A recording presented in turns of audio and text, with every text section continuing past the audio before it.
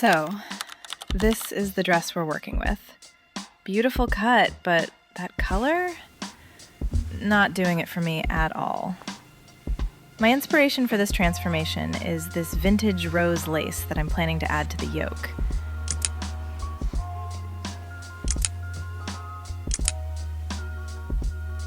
But first, we're dyeing it. I'm working with leftover dye powders I already had, and since I'm going for that wine color, I'm mixing red and brown. Ideally though, you just buy the liquid or powder dye in wine straight up. I'm adding a bit of salt before pouring in the boiling water. It helps the dye set better.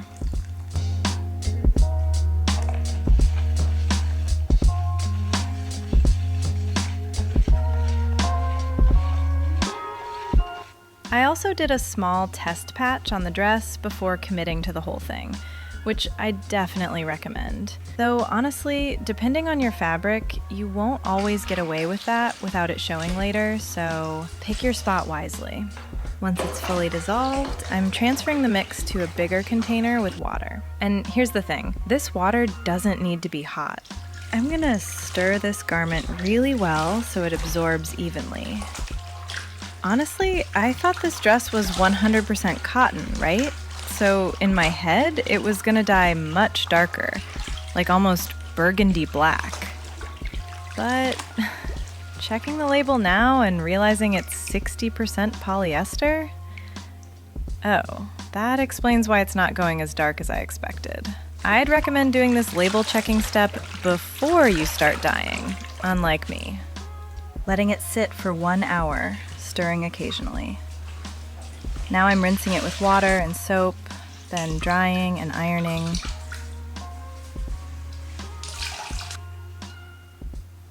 And here's how it turned out.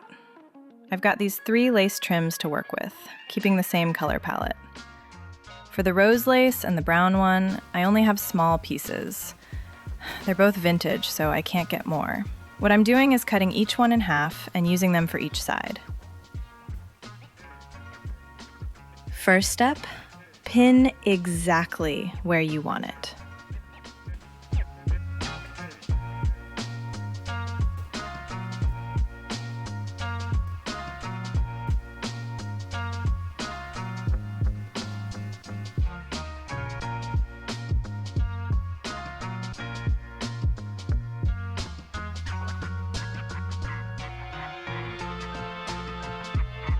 Then, and this is a step I used to skip, but now I'm a total convert, do a basting stitch.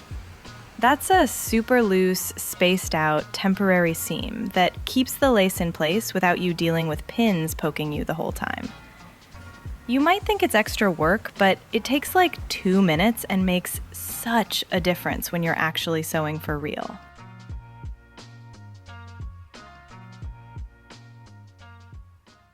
Time to bring out the machine. I'm using regular brown thread and a size 14 needle. Since this is vintage lace, as you can see, it's got tons of irregularities and weird spots. So sometimes I need this little tool to help position it as I sew. But hopefully your lace behaves better than mine. I'm going with a straight stitch, length at 3, width at 3, my standard for pretty much everything.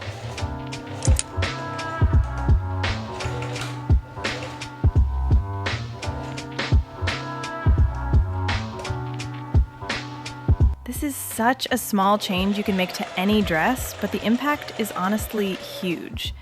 I can't recommend it enough. I actually found some similar lace styles on Amazon when I was looking for backups, so I left the links below along with other materials you might want to check out.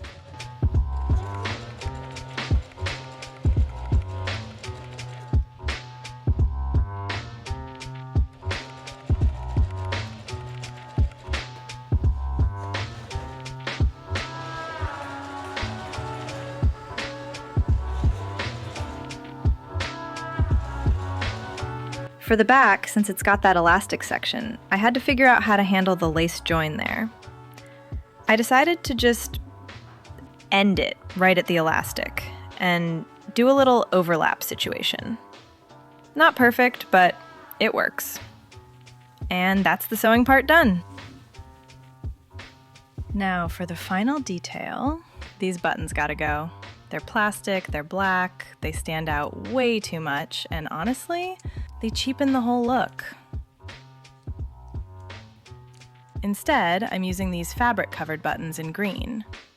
Matches the rose lace perfectly and just looks so much more intentional.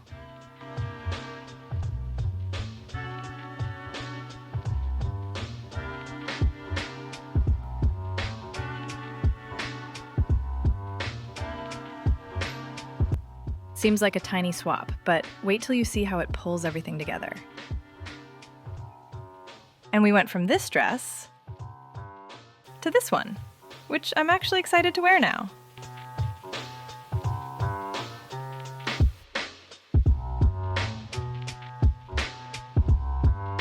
I ended up adding lace to the hem too for that extra detail, because once I started, I couldn't stop. It needed a little something at the bottom to balance it out. I'm so happy with how this turned out. Like, genuinely. It feels like a completely different piece. Let me know in the comments if this is something you'd try, or if you think I should have gone with a different color or something. Always curious what you all think. Now for transformation number 2. Starting with these classic jeans. I'm using dry green fabric paint, a brush, and some stencils. This tutorial is pretty straightforward, and you can use it with any color on jeans, or even jackets. By the way, I made these stencils myself by hand, and they're part of my downloadable whimsical bundle. Links in the description if you want to check it out. Before painting, I offload some paint from the brush so the edge comes out cleaner. For this design, I want to define the stencil edge as well and create this fade toward the inside. Feels like it gives the final result more movement and depth, you know? Less flat.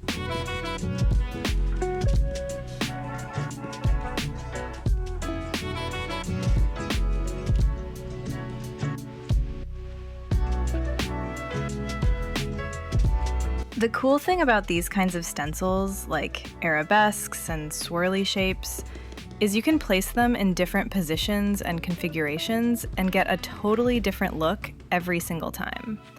I love that about stencils. It's the same tool, but infinite possibilities.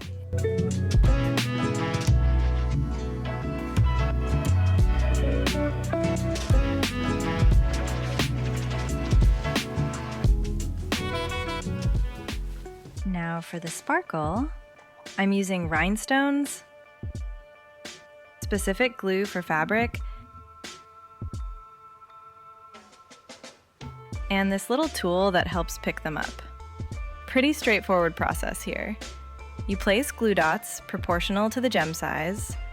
Don't wait for it to dry, that's important. Then press the stone on, holding for a few seconds with light pressure. This is another killer idea to elevate any piece, and the best part is you can do it however you want.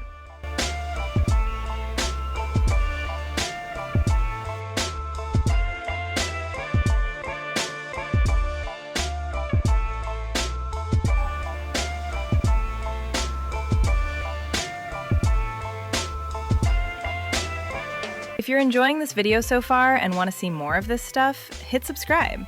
I upload every single week, and I'm always doing some kind of clothing transformation or DIY thing.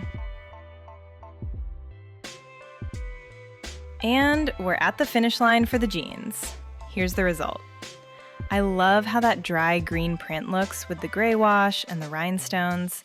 It feels custom, but not trying too hard, which is exactly what I was going for.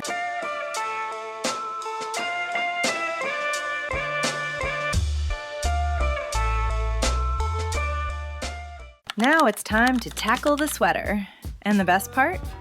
Using leftover yarn scraps you've definitely got lying around somewhere, plus a needle. For this one, you're honestly better off watching the steps than having me try to explain them with words. It's one of those things you just have to see. Just a quick disclaimer though, this is my first time doing these embroideries. They look easy when you see them finished, and they are pretty simple conceptually, but yeah. It took me a minute to get the hang of it, as you'll see in a second.